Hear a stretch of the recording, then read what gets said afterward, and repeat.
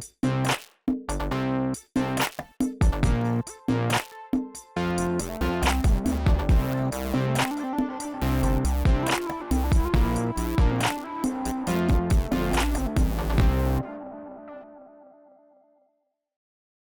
everybody, it's Norm from Tested. And it's Jeremy from Tested. Welcome back to Projections, where we're going to talk about some VR games. This week we're going to review two of them, actually. Two games that have very bold locomotion mechanics. Something in common in the way that people move through that world, right? Yes, exactly. So the first one is Windlands 2. It's the sequel to Windlands. And it's a game that we enjoyed when that originally came out, although it felt more like not a demo so much as an experiment. A proof of concept for swinging through the world as a way to get around the world, grappling through the world. Yeah, so they fleshed it out into a bit more game there. You swing through the world and you have to fight these bosses, and then you unlock doors into other parts of the world and you swing through them and fight different kinds of bosses, and you hunt down certain treasures throughout the world. But it's really all about that swinging mechanic and how you move through that world. And they do a good job of onboarding you, I think, because the first level is relatively straightforward, right? You aim your controller out into the sky, you squeeze to let the web come out further. You know, it is a Spider-Man style game. A grapple. And then you swing, and then you pull, and then you grab the next one, and you're moving through the world kind of like this. Yes. However, it doesn't just send web out and then let you swing. It retracts. Yeah. It's almost like in Batman the Animated Series. I don't know if you watched that, but imagine this: the moment you jump and you've grappled onto something, you are being pulled toward it to a point if you don't let go and grab something else, you end up there. Yeah. You're stuck on it. And then from there, you can aim. You have a bow and arrow mechanic that you can aim and shoot at enemies. And not everything can be grabbed either. Nope. Right. Only certain green colored things, the foliage. So yes, there is some stick movement and you are walking around, but it's a lot of looking around and figuring out, okay, once I get into this swinging, I need to keep in the air. We did discover there's a setting, though. If you go into the options, you can actually turn off that retraction motion so that it is more of a shoot and then you swing downward, and then it becomes more of a timing game. When do you release it? It's always actually a timing game. Yeah, no, totally. It is you're a platformer. You're in a platformer first person in VR. And I preferred playing that mode. With the retraction turned off? With auto retraction turned off, where I had to press a button. Good point. And in fact, the same button in the default mode I discovered stops the retraction. So that button always does the opposite of the mode that you're in, if you prefer one or the other. I prefer the opposite mode to Norm. I like the auto retraction because you get more acceleration that way. There's definitely times in this game where you get frustrated, though, because you get pulled into a position that there's really no way out of, no clear way. You can start to climb or start to try to swing yourself. There's a little bit of momentum you can get with the thumbstick to swing from left to right. It's never quite as much as you want. You get into a position where you wish you could fly, or you had thrusters to get out of a sticky spot. And that's why there's also a button to quickly just reset you to the last checkpoint. Yeah. Because a lot of this game is almost checkpoint based. You got to get from point A to point B that you see in the distance. And if you don't have your rhythm going for your swing and you fall into a pit, you might as well just hit that reset and get warped back and try again. This rhythm is the perfect word, and when you are in the rhythm of the game, it's an intense feeling. I mean, it is really one of those, this could only happen in VR kind of experiences. And there are a lot of tricks I think the developer, SciTech Games, did to make this feel comfortable, right? Like they never turn you. Because it doesn't sound comfortable. No, it doesn't, but the acceleration is very locked in. Yeah. So while you do feel like you're swinging, if you watch someone from afar, they're not doing somersaults. The physics are tweaked for your comfort, while still being bold enough that you need VR legs to really feel comfortable in this. You can play the game co-op, which is to its benefit. I think this is huge. Like being in this world and swinging around together with a friend is more than twice the fun. It's actually a much better way to play the game. And when you get to the bosses, you need the extra help because the bosses are pretty difficult to beat. Thankfully, there's not a limited number of lives. When you die, you basically spawn at the last checkpoint, and you just progress to the boss character until you finally defeat it. I also like the way they design the boss encounters, is that you have to keep on swinging. You have to keep moving. If you're just running on the ground, you will get hit by their blaster fire. Right. So it really requires that you, like all the practice and the rhythm that you figure out in getting to the boss, you make use of that in the actual boss encounter itself, so that you can get around it while its weak spot is exposed. The game does a good job of opening up new levels and expanding and allowing you to progress at the pace that you are ready for, which is to its credit. Now, the second game that we wanted to talk about is a lot like Windlands 2. Yeah, and I think when we were playing Windlands 2, once we got into the groove of it, okay, I get this, but it's not in your head what you had imagined a swing game would be. You're like, I don't want it to retract. I just want physics to work. The mode you preferred in Windlands 2. Yeah. And this game, Jet Island, is all about that. Is real swinging, is real rocket thrusting, and it's one of the most, I don't know if to say uncomfortable, but it pushes the limits of comfort in VR. Yes. Beyond anything I've played so far. When you see this game on a store, it's going to have the word intense next to it with some sort of warning marker, because this is not a game that new VR gamers are probably going to want to boot up right away. Like, you're going to want your VR legs before you get into this game. But I think the developer made a lot of smart decisions about retaining comfort, given the amount of flexibility there is to the locomotion. So how to get around? You mentioned the jets, and that's when I was playing Windlands 2, I thought, I wish I could fly. And so this gives you that moment of being able to do that. The jets are not Iron Man style, they're more Superman style. And when you press the button, both of your hands, they have their independent jets that can be fired, and you get thrusted in that direction. And there's an amount of energy that decreases. If you leave them on, then it depletes. You have to wait for a 5-second cooldown or something like that before it works again. In addition to that, you fire out these grapples, and you can swing around objects or swing under objects. But it's when you combine these two things that the real magic of this locomotion happens, because you can basically treat the grapple like a swing on the playground, and you can treat your jet like an amazing ability to kick yourself back and forth on a swing and just fly upwards or wherever you want to go. You could jump off the edge of a mountain, grab onto the grapple, which is not easy when you're moving. Like, this is why Spider-Man misses all the time. You got to hit the target, and then at the right point of your arc, let go, use the jets, and you have like a realistic understanding of conservation of momentum in this game, to the point where when you land on the ground, you have this like longboard, the surfboard underneath you, and you're just surfing down these hills and taking ramps and then grabbing things. Once you get into it, it's really fluid. We hadn't even mentioned that surfboard mechanic off the top, but that is the main progression. That's the main way that you move throughout this world. There's basically a surfboard that goes underneath you that has zero friction with the ground. And you're using your jets to basically be a motor in order to propel yourself and surf all along the ground.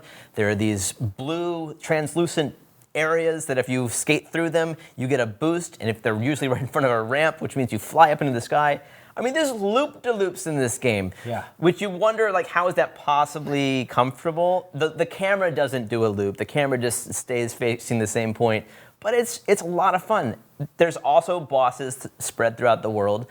And that's maybe where the boss fights are fun, what you're supposed to do is never really clearly communicated in the game. It's a pretty bare bones game. That might be one of the downfalls of it. Yeah, it looks like almost like a proof of concept again. Very much where so. they design a world and it's big. Yeah. Because you are expected to travel big distances, but it's not made very clear how you're supposed to kill this giant worm that's floating through the sky. There are 4 bosses in this game, and most of the game is you trying to get comfortable with this movement mechanic. And learning how to apply it. And learning how to apply it to the point where you are flying hundreds, if not thousands of feet into the air to reach the points that you never realized you could. I mean, and the first time we played together, because this is also a co-op game, I was spending the first 15 minutes just stumbling around, like getting my bearings of like when to add friction, not add friction, when to grapple. But an hour in, it was liberating. We found that you could climb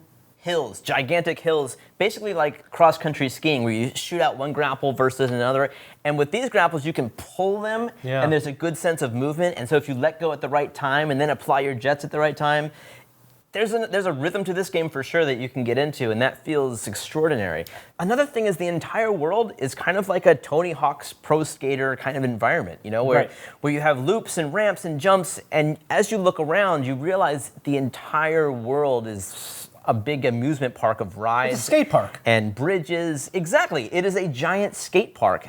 The only thing is you don't get any points anywhere, like for doing tricks or anything like that. It's personal satisfaction, which is why I think co-op makes it even more fun, because you make your own mini games. Like, how fast can you get up to the top of that tower? Ooh, that tower is even further. Yeah. Can we do that? Like, there's emergent enjoyment from this. There is a huge sense of exploration to this game.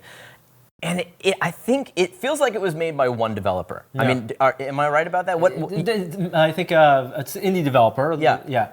And it feels very, very rough. And I can understand why there are people on Reddit, I've seen the comments, that buy this game and see the aesthetic and instant refund. Like, they're just not into it. But I found that if you spend some time with it, if you appreciate, basically the flexibility of the locomotion and the world that there is to explore, it's well worth your money. And it is a locomotion unlike anything that I've played before, and one I think that not only lends itself to VR, but requires it, and is the result of somebody who thought about how far can you push locomotion in VR without getting people sick? I think we're at the point of VR games many generations in where the teleport mechanic that we thought was going to be the solution for everything actually feels like more of a crutch now. And I actually want games to push the limits. Things like Lone Echo and Climby, or the Climb, where you are using your hands.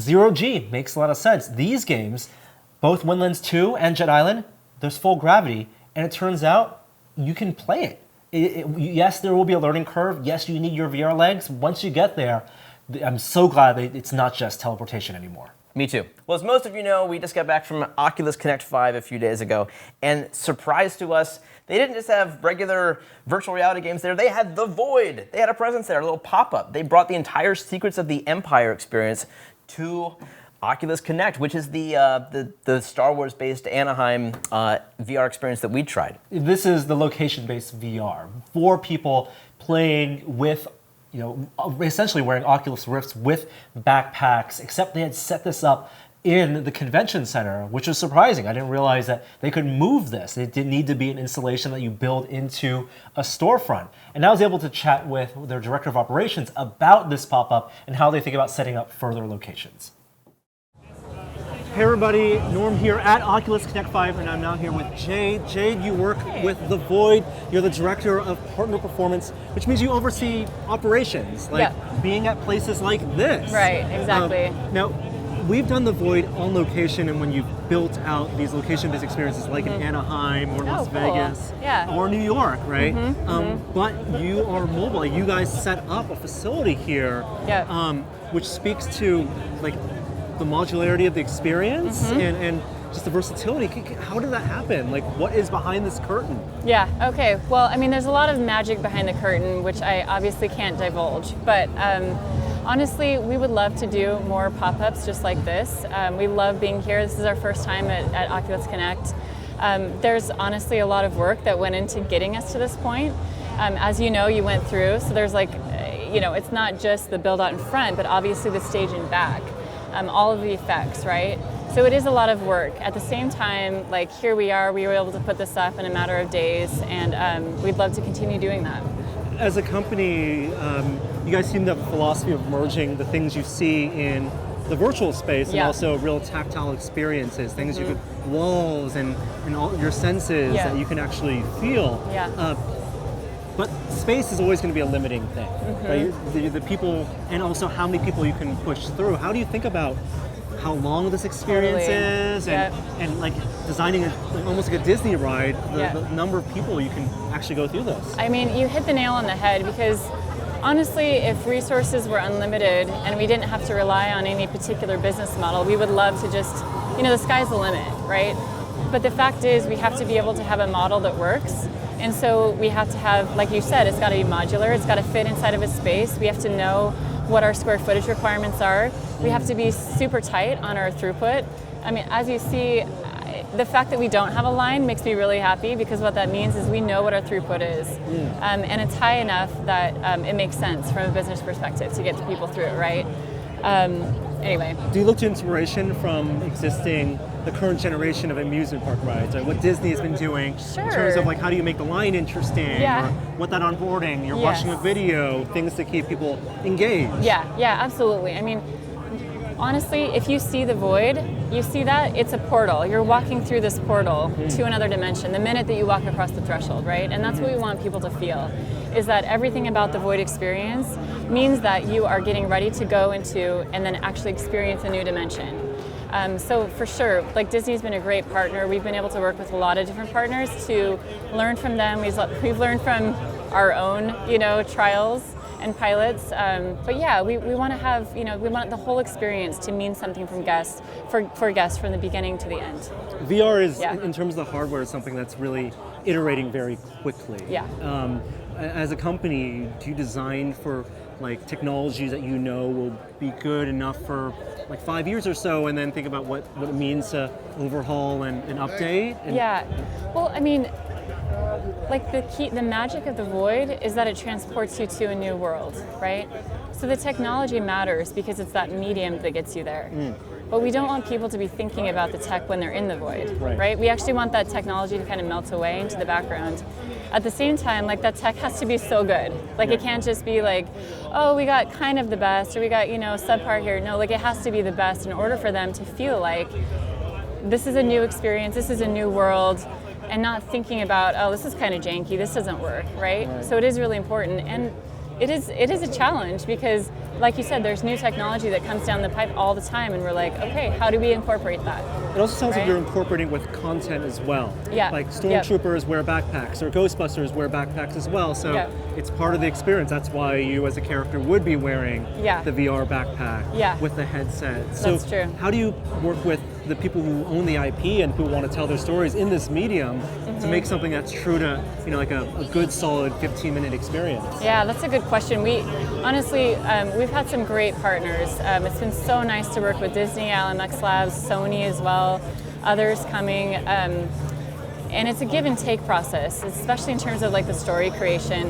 A lot of times they'll have a story team and they'll have ideas in mind, and then they'll get on site and actually try it, and it's like, this interaction doesn't really work either in VR or at the Void, or or hey guys, you want to take advantage of this. Like, so for instance, we have redirected walking, which is a curved wall, but you feel like you're just walking endlessly in a straight line.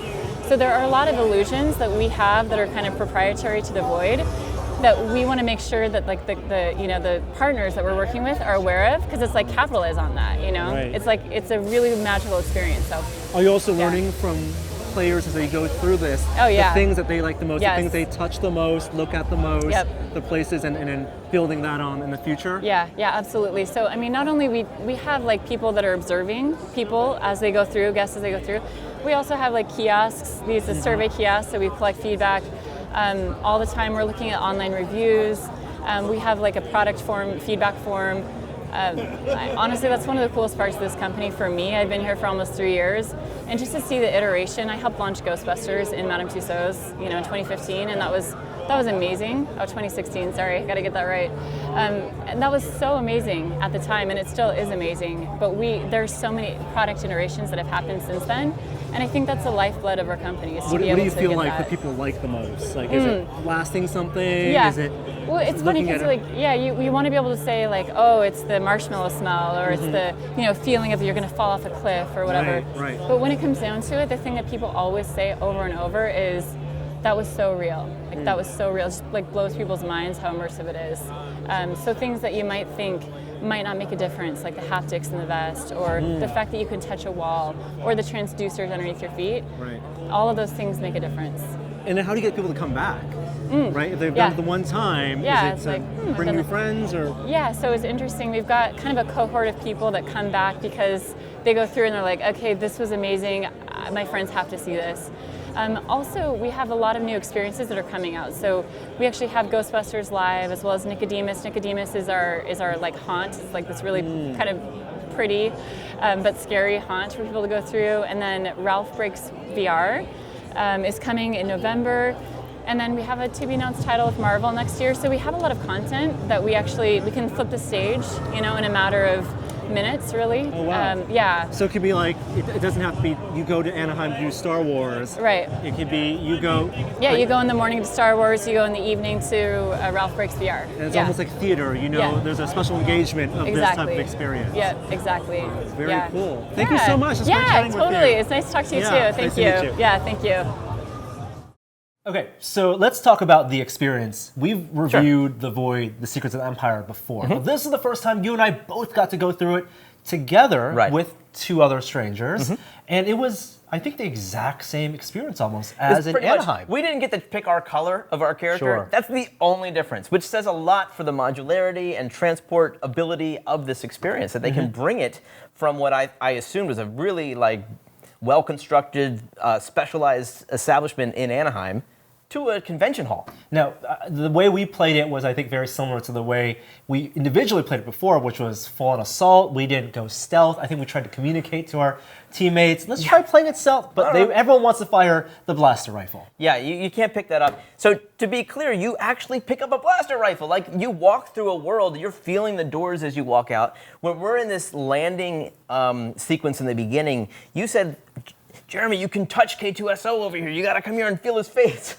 And you can reach out and feel virtual reality. That's what makes the Void so interesting. And you progress through this, one thing after another. You feel the heat, who are ostensibly coming from heaters, who knows what, and then you get to a point you pick up actual blaster rifles. You're infiltrating an Empire base dressed as stormtroopers. I mean, what was interesting also was that we were playing with other people who were familiar with VR. This is obviously a VR conference. So unlike when this is set up in New York or Anaheim or Las Vegas, where presumably a lot of those people who are going through it are going through it for Star Wars, here we are watching other players who had VR experience, and they were just as delighted. Yeah. I mean, you and I would try to see through the system, peek underneath the goggles. I did a little of that this time. And try to see what's going on. I saw a lot of plywood. But once you buy into the fact that there are things you're holding tactilely, and the story is good, and some of that redirected walking actually works, it's a fun experience. I think we all wanted to be in there longer. Oh, no doubt. No, I would play that again, absolutely, even though there's not a whole lot of choose your own adventure going on. I think you basically get the same experience every time. But what I experienced second time was the haptics. Yeah. I don't think I even got shot when I played it in Anaheim because I was struck by just how strong they are. And you had pointed out that it probably has a lot to do with how tight the vest is put on you when you get in there. And it's true, you pull these straps really tight, which doesn't just keep your backpack on, it really nestles those haptics down against your body. And a few of those things, being able to, one, hold an item, having the comfort of being able to see your hands, as imperfect as the Leap motion sensors are. Sometimes I would put my hand up to your face and it'd show your hand, not my hand. But having those things, feeling some of those pressure sensitive haptic feelings in the vest when you get shot, all of that compounds into something that's believable, where you worry less about this is VR and more I'm in Star Wars. So totally fun. Other interesting things that they could swap this around and turn it into the Ghostbusters experience. In the same day. They said they could, like a morning and an afternoon kind of presentation. And as The Void and their partners have announced, there'll be more of these experiences coming in the future. We don't have one in the Bay Area yet, but if they can set a pop-up at Oculus Connect, relatively short period, I would love to see one here in the Bay Area. We asked them about that after the fact. It's not out of the question, so Bay Area brothers and sisters, keep your fingers crossed. And so we have more interviews that we did at Oculus Connect 5. They'll be rolling out over the coming weeks on projections, along with other games coverage. But thanks for watching this episode, and we'll see you next time.